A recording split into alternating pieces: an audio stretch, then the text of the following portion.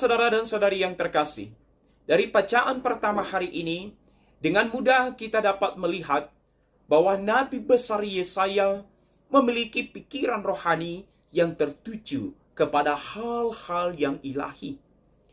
Sebagai utusan Tuhan, dari mulut sang Nabi mengalir kata-kata kenabian tentang penderitaan dan kematian Tuhan Yesus yang akan terjadi kira-kira 750 tahun kemudian. Selama manifestasi rohani ini, Nabi Yesaya berkata, Tuhan Allah membuka telingaku dan aku tidak memberontak, tidak berpaling ke belakang. Aku memberi punggungku kepada orang-orang yang memukul aku dan pipiku kepada orang-orang yang mencabut janggutku. Aku tidak menyembunyikan mukaku ketika aku dinodai dan diludahi. Dari nubuatan sang Nabi, kita dapat melihat bahwa Nabi Yesaya tertuju kepada Allah Bapa Surgawi yang mengutus anaknya yang tunggal, Yesus, sebagai Mesias yang dijanjikan. Kita dapat melihat ketaatan Tuhan Yesus yang tidak memberontak terhadap kehendak ilahi. Nabi Yesaya melanjutkan dengan berkata, tetapi Tuhan Allah menolong aku. Sebab itu aku tidak mendapat noda. Sebab itu aku meneguhkan hatiku seperti keteguhan gunung batu. Karena aku tahu bahwa aku tidak mendapat malu.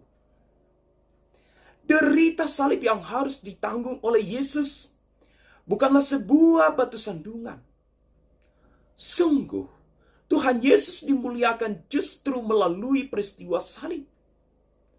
Penderitaan Yesus sebuah penegasan keluasan hati Allah bagi manusia yang mendamba kebebasan dari belenggu maut karena dosa. Yesus menyongsong salib dengan kasih yang rahim.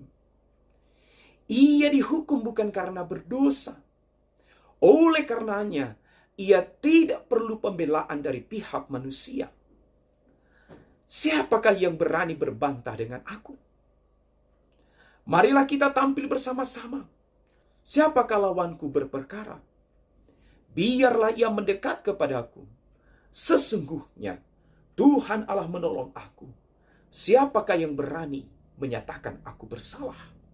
Seperti yang dikatakan kitab suci, murid-murid Yesus tidak berdiri di samping Tuhan ketika ia ditangkap.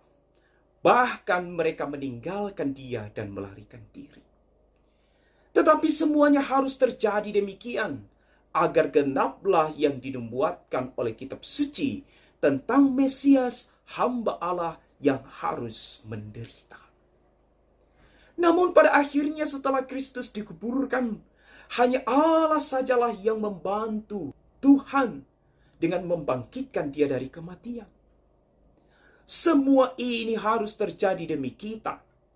Dia yang tidak mengenal dosa telah dibuatnya menjadi dosa karena kita, supaya di dalam dia kita dibenarkan oleh Allah.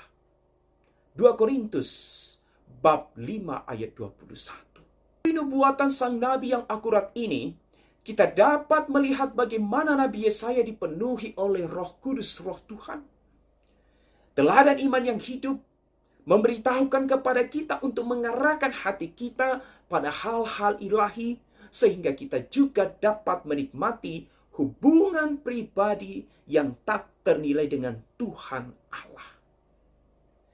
Ketika seseorang menetapkan hatinya pada hal-hal ilahi, Roh Kudus mengilhami dia sesuai dengan rencana ilahi untuk kepentingan individu dan gereja.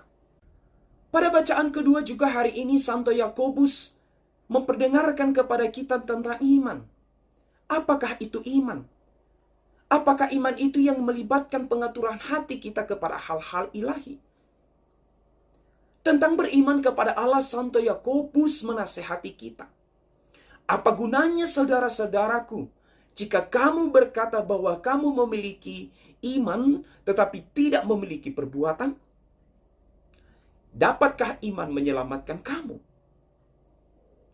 Apa gunanya iman jika kita mengabaikan janji yang kita buat ketika kita menerima sakramen Krisma atau sakramen penguatan untuk menjadi saksi kebenaran Allah di tengah-tengah dunia. Dengan kekuatan Roh Kudus, kita diperintahkan untuk menyebarkan dan membela iman dengan perkataan dan tindakan sebagai saksi Kristus yang sejati, untuk mengakui nama Kristus dengan berani dan tidak pernah malu akan salib. Iman yang benar adalah iman yang hidup.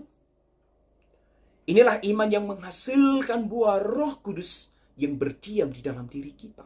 Tidak ada yang namanya Roh Kudus yang berdiam di dalam diri tetapi tidak aktif.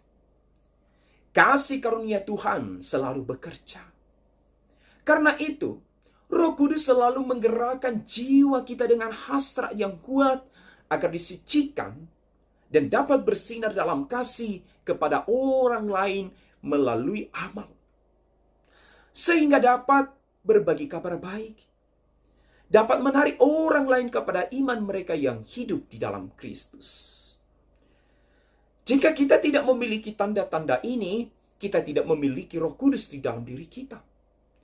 Jika kita tidak memiliki Roh Kudus, dan jika kita tidak berbuah, kita tidak memiliki iman. Karena iman tanpa perbuatan adalah mati.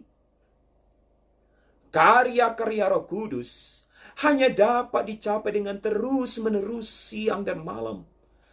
Dengan mengarahkan pikiran kita kepada hal-hal yang ilahi. Seperti yang kita dengarkan pada hari ini di dalam Injil. Dalam perjalanan mereka ke desa Kaisarea Filipi, Yesus bertanya kepada murid-muridnya, kata orang, siapakah aku ini? Mereka menanggapi dengan mengatakan bahwa beberapa orang percaya bahwa Yesus adalah Yohanes Pembaptis, atau Elia, atau salah satu dari para nabi.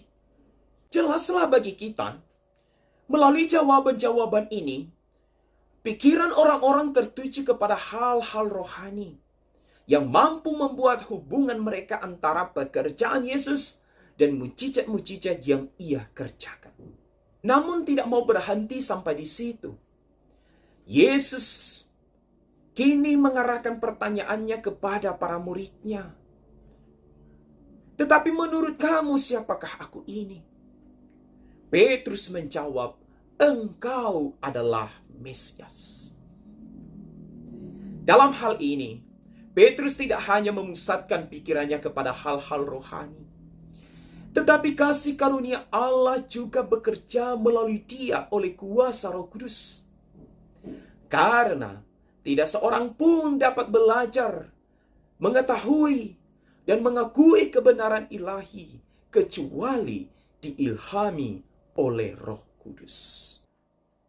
Tak lama kemudian, Tuhan Yesus mulai mengajarkan bahwa anak manusia harus mengalami penderitaan yang hebat dan ditolak oleh para tua-tua, imam-imam kepala, dan ahli-ahli Taurat. Ia harus dibunuh dan setelah 3 hari bangkit kembali. Tetapi Petrus tersinggung dengan hal ini. Kembali ke kebutaan manusiawi yang berdiam di dalam diri manusia, ia membawa Yesus ke samping dan mulai menegurnya. Akibatnya Tuhan Yesus menegur Petrus dan berkata, "Enyalah iblis, sebab engkau bukan memikirkan apa yang dipikirkan Allah, tetapi apa yang dipikirkan manusia."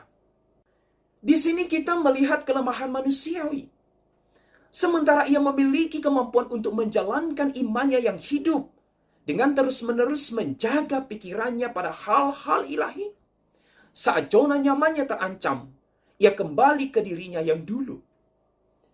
Dia segera melepaskan jalan spiritualnya ketika teman-temannya, kekayaannya, ketenarannya, kesenangannya, atau cara duniawi yang lainnya mengancam stabilitasnya di dunia ini.